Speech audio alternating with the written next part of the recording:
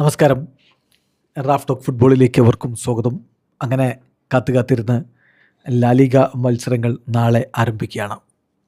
നാളെ രാത്രി ഇന്ത്യൻ സമയം 11 മണിക്ക് അലാവസ് ഗെറ്റാഫയുമായിട്ട് ഏറ്റുമുട്ടുന്നതോടുകൂടി മത്സരങ്ങൾക്ക് തുടക്കമായി. നാളെ തന്നെ പിന്നെ സെവിയയും റയോ വയക്കാനയും തമ്മിലുള്ള കളിയുണ്ട്. നമുക്ക് ഇന്ത്യൻ സമയം പറയുമ്പോൾ ഞായറാഴ്ച പുലർച്ചെ 1 മണിക്കാണ്. പിന്നെ ഞായറാഴ്ചയിൽ ബാക്കി മത്സരങ്ങൾ റേസിംഗ് സാൻഡൻഡറും വിആർഐലും തമ്മിലുള്ള കളി രാത്രി 8:30, എസ്പാനിയോളും ലെവൻ്റെയും തമ്മിലുള്ള കളി രാത്രി 10:30, ഡിപ്പോർട്ടിവോയും എൽച്ചയും തമ്മിലുള്ള കളി ചൊവ്വാഴ്ച പുലർച്ചെ 12:30, അത്ലറ്റിക്കോ മാഡ്രിഡും മലാഗയും തമ്മിലുള്ള കളി പിന്നീട് വ്യാഴാഴ്ച പുലർച്ചെ 12:30. എന്നാൽ ഇവിടെ റയൽ ബാഴ്സ ടീമുകളുടെ മത്സരങ്ങൾ ആരംഭിക്കാൻ ഒരിത്തിരി സമയമെടുക്കും. അതിൽ റയലിൻ്റെ മത്സരങ്ങൾ വരുന്നത് ഓഗസ്റ്റ് 23 പുലർച്ചെ 1 മണിക്കാണ് ആദ്യ മത്സരം വരുന്നത്. ബാഴ്സയുടെ ആദ്യ മത്സരം ഓഗസ്റ്റ് 24 പുലർച്ചെ 1 മണിക്കാണ്. ഏതായാലും ഇത്തവണ ലലീഗയിൽ കൂടുതൽ കിരീട സാധ്യത ആർക്കാണ് എന്നുള്ളൊരു ചോദ്യമുണ്ടല്ലോ. ഇപ്പം ഏറ്റവും അധികം കിരീട സാധ്യത ഒപ്റ്റയെ പോലെയുള്ള ഫുട്ബോൾ അനാലിസിസ് നടത്തുന്ന ഏജൻസികൾ പറയുന്നത് FC ബാഴ്സലോണക്ക് തന്നെയാണ്. ബാഴ്സയുടെ ഒരു കിരീട സാധ്യത അവർ കണക്കാക്കുന്നത് 45.6%. അത് പ്രധാനമായിട്ടും ഹൻസി ഫ്ലിക്ക് 2 വർഷം അദ്ദേഹം മികച്ച രൂപത്തിൽ ടീമിനെ നയിച്ചു. വീണ്ടും അദ്ദേഹം പുതിയ കരാർ ഒപ്പുവെച്ചു. പിന്നെ ലമീൻ യമാലിനെ പോലുള്ളൊരു താരത്തിൻ്റെ മികവ്, കൂടാതെ ആൻ്റണി ഗോർഡൻ, അതുപോലെ അഡയേമി തുടങ്ങിയ താരങ്ങളെ എത്തിച്ചിട്ടുള്ളത്. വേൾഡ് കപ്പിൽ സ്പെയിനെ ചാമ്പ്യന്മാരാക്കിയ ഗോൾഡൻ ബോൾ ജേതാവ് റോഡ്രി എത്തും എന്നുള്ള വാർത്തകൾ വന്നുകൊണ്ടിരിക്കുന്നത്. ഇങ്ങനെയുള്ള കാര്യങ്ങളൊക്കെ അവർക്ക് തീർച്ചയായിട്ടും വളരെ പോസിറ്റീവായിട്ട് സംഭവിച്ചിട്ടുള്ളതാണ്. കുബാസിയെ പോലുള്ളൊരു താരത്തിന് വേൾഡ് കപ്പിലെ ഏറ്റവും മികച്ച യുവതാരത്തിനുള്ള പുരസ്കാരവും ലഭിച്ചിട്ടുണ്ട്.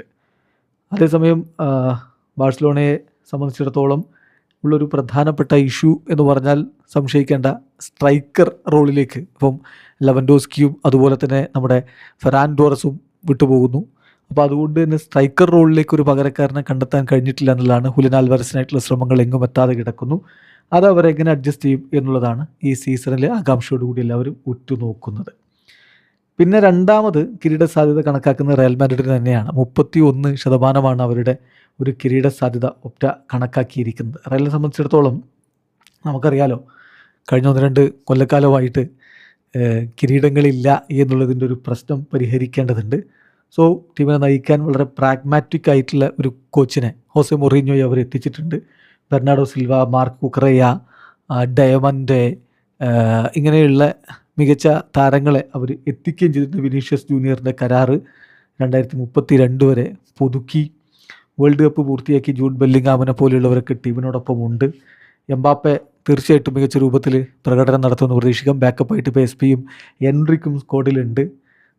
ആദ്യ മത്സരത്തിൽ അവർ എസ്പാനിയോളിനെ നേരിടുമ്പോഴേക്കും ടീം കൂടുതൽ കരുത്തിലേക്ക് എത്തുമെന്ന പ്രതീക്ഷയിൽ തന്നെയാണ് ആരാധകർ. എപ്പോഴും മധ്യനിരയിൽ ഒരു ഗ്യാപ്പില്ലേ, റോഡ്രി കിട്ടാതെ പോയത് തിരിച്ചടിയല്ലേ എന്ന് വിലയിരുത്തുന്നവരുണ്ട്. സോ കിരീട സാധ്യത രണ്ടാമതൊരു സംശയവും വേണ്ട, റയൽ മാഡ്രിഡിന് തന്നെയാണ്. മൂന്നാമത് ഒരുപക്ഷെ അത്ലറ്റിക്കോ മാഡ്രിഡിനാണ് സാധ്യത. 8.6% മാത്രമാണ് അവരുടെ കിരീട സാധ്യത ഇപ്പോൾ ഓപ്റ്റൊക്കെ കണക്കാക്കുന്നുള്ളൂ. അത്ലറ്റിക്കോ മാഡ്രിഡ് ഡിയേഗോ സിമിയോണിയുടെ ടീമിനെ സംബന്ധിച്ചിടത്തോളം ഇപ്പോൾ ഹുലിൻ ആൽവാരസ് പുറത്തു പോകുമോ ഇല്ലയോ എന്നുള്ള ചർച്ചയാണ് പ്രധാനമായിട്ടും അവിടെ നടക്കുന്നത്. അതുപോലെ ക്യൂട്ടി റൊമേറോയെ അവരെത്തിക്കുന്നു. അങ്ങനെ ടീമിൽ ചില മാറ്റങ്ങളൊക്കെ അവർ വരുത്തിയിട്ടുണ്ട്. പോയ സീസണിൽ പ്രത്യേകിച്ച് ഒന്നിനു വേണ്ടിയിട്ടും അവർക്ക് പോരടിച്ച് നിൽക്കാൻ പറ്റിയില്ല. പക്ഷേ ഇത്തവണ കാര്യങ്ങൾ മാറുമെന്ന പ്രതീക്ഷയിലാണ്. പിന്നെ വിആർഐലും റയൽ ബെറ്റീസും. വിആർഐലിന് 3.3% കിരീട സാധ്യതയും ബെറ്റീസിന് 2.1% സാധ്യതയുമാണ് കാണുന്നത്.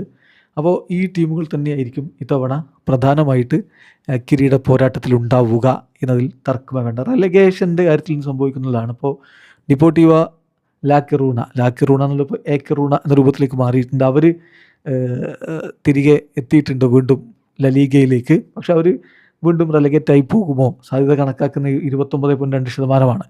എൽച്ചയുടെ റെലഗേഷൻ 28.4% സാധ്യത കാണുന്നെന്നും സെവിയയുടെ റെലഗേഷൻ 27.7% സാധ്യത കാണുന്നതാണ് ഒപ്റ്റ പറയുന്നത്. സോ ബോട്ടം ലൈനിലും ചില പോരാട്ടങ്ങൾ നടക്കും എന്ന കാര്യം വളരെ കൃത്യമാണ്. പിന്നെ ഈ നമ്മൾ നേരത്തെ പറഞ്ഞ പോലെ തന്നെ ബാഴ്സലോണക്ക് ഇത്തവണ കിരീടം ചൂടുക എന്നുള്ളത് പരമപ്രധാനമായിട്ടുള്ള ലക്ഷ്യമായിട്ട് അവർ എടുത്തിട്ടുണ്ട്. അങ്ങനെ എത്തിക്കഴിഞ്ഞാൽ അത് നമുക്കറിയാലോ. ഇപ്പോൾ പോയ സീസണിൽ 94 പോയിൻറ്റോടെയാണ് റയൽ മാഡ്രിഡിനേക്കാൾ 8 പോയിൻ്റ് ലീഡിൽ അവർ കിരീടം ചൂടിയത്.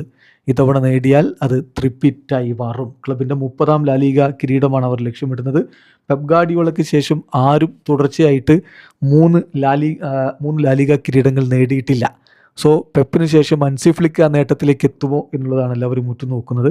ഹൻസി ഫ്ലിക്കിൻ്റെ കീഴിൽ മികച്ചൊരു സ്ക്വാഡ് ഉണ്ട് എന്ന കാര്യത്തിൽ തർക്കമില്ല. അതേസമയം ഹോസെ മൊറീഞ്ഞോയെ സംബന്ധിച്ചിടത്തോളം വീണ്ടും ആ ഒരു റയലിൻ്റെ കോച്ചായിട്ട് എത്തിയത് വെറുതെയല്ല എന്ന് അദ്ദേഹത്തിന് കാണിക്കേണ്ടതുണ്ട്. കഴിഞ്ഞ കുറേ കാലമായിട്ട് അദ്ദേഹത്തിന് ലീഗുകളിലൊന്നും കിരീടം ചൂടാൻ പറ്റിയിട്ടില്ല. ഇത്തവണ അത് മറികടക്കാൻ പറ്റുമെന്ന പ്രതീക്ഷയിൽ അവരും ഇരിക്കുമ്പോൾ ഒരു സംശയവും വേണ്ട, പതിവ് പോലെ ഇത്തവണയും ലാലിഗ കിരീട പോരാട്ടം ഒരു എൽ ക്ലാസിക്കോ തന്നെയായി മാറാനാണ് സാധ്യത. വീഡിയോ അവസാനിക്കുന്നു. ഫുട്ബോൾ ലോകത്തെ കൂടുതൽ വിശേഷങ്ങളുമായി റാഫ് ടോക്സ് എത്താം.